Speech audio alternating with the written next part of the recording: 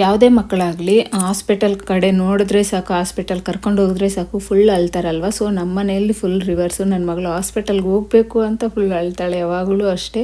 So ಹಾಸ್ಪಿಟಲ್ಗೆ ಕರ್ಕೊಂಡು ಹೋಗ್ರಿ, ನನಗೆ ಅದು ಚೆಕಪ್ ಮಾಡಿಸಿ ಅಂತ ಹೇಳ್ಬಿಟ್ಟು. ಸೊ ನಮಗೆ ಡೆಂಟಲ್ ಅಪಾಯಿಂಟ್ಮೆಂಟ್ ಇದ್ದರೆ ಇನ್ನು ನಾವು ಹೋಗಿದ್ವಿ. ಸೊ ಅದು ನೋಡಿಬಿಟ್ಟು ಫುಲ್ ಅಳ್ತಾ ಇದ್ಲು. ಸೊ ಹಾಗಾಗಿ ಅವಳಿಗೂ ನೆಕ್ಸ್ಟ್ ಡೇ ತೊಗೊಂಡ್ಬಿಟ್ವಿ.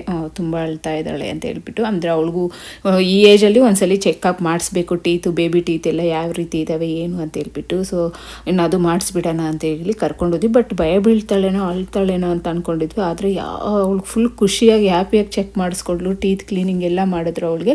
ಸೊ ಇಲ್ಲಿ ಬೇರೆ ಕಂಟ್ರಿಯಲ್ಲಿ ಸ್ಕೂಲಿಗೆ ಜಾಯಿನ್ ಮಾಡಿಸ್ಬೇಕು ಅಂದರೆ, ಆ್ಯಕ್ಚುಲಿ ಕೆನಡಾದಲ್ಲಿ ಏನೋ ಗೊತ್ತಿಲ್ಲ ನಂಗೆ ಸರಿಯಾಗಿ. ಫಸ್ಟ್ ನನ್ನ ಮಗನಿಗೆ ಜಾಯಿನ್ ಮಾಡಿಸಿದ್ದು USA ಅಲ್ವಾ.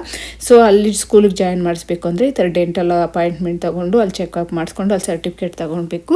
ಸೊ ಅದು ತೋರಿಸ್ಬೇಕು ಸ್ಕೂಲಲ್ಲ, ಅವಾಗೆ ಸ್ಕೂಲ್ಗೂ ಜಾಯಿನ್ ಮಾಡಿಸ್ಕೊತಾರೆ. ಸೊ ಆ ರೀತಿ ಇರುತ್ತೆ. ಸೊ ಇನ್ನು ಕೃತಿಕಾಗೂ ಹೇಗೋ ಇನ್ನು 3 years ಬರ್ತಾ ಇದೆಯಲ್ಲ. ಸೊ ಅವಳಿಗೂ ಒಂದ್ಸಲಿ ಚೆಕ್ ಮಾಡಿಸ್ಬಿಡೋಣ ಅಂತ ಹೇಳ್ಬಿಟ್ಟು ಇನ್ನು ಅವಳಿಗೆ ಡೆಂಟಲ್ ಅಪಾಯಿಂಟ್ಮೆಂಟ್ ತೊಗೊಂಡು ಇನ್ನು ಚೆಕ್ ಮಾಡಿಸಿ ಸೊ ಟೀತ್ ಎಲ್ಲ ಕ್ಲೀನ್ ಮಾಡಿದ್ರು. ಸೊ ಟೀತ್ ಕ್ಲೀನ್ ಮಾಡಿಸಿದ್ದಕ್ಕೆಲ್ಲದಕ್ಕೂ ಅವಳು ಫಸ್ಟ್ ವಿಸಿಟ್ ಅಂತ ಹೇಳ್ಬಿಟ್ಟು ಸರ್ಟಿಫಿಕೇಟ್ ಸಹ ಎಲ್ಲ ಕೊಟ್ಟರು.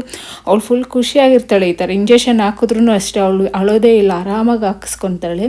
ಸೊ ನನ್ನ ಮಗ ಫುಲ್ ಆಪೋಸಿಟ್. ಅವನು ಹಾಸ್ಪಿಟಲ್ ಮುಖ ನೋಡಿದ್ರೆ ಇವಾಗ ಸಹ ಅವನಿಗೆ ಭಯ ಆಗುತ್ತೆ.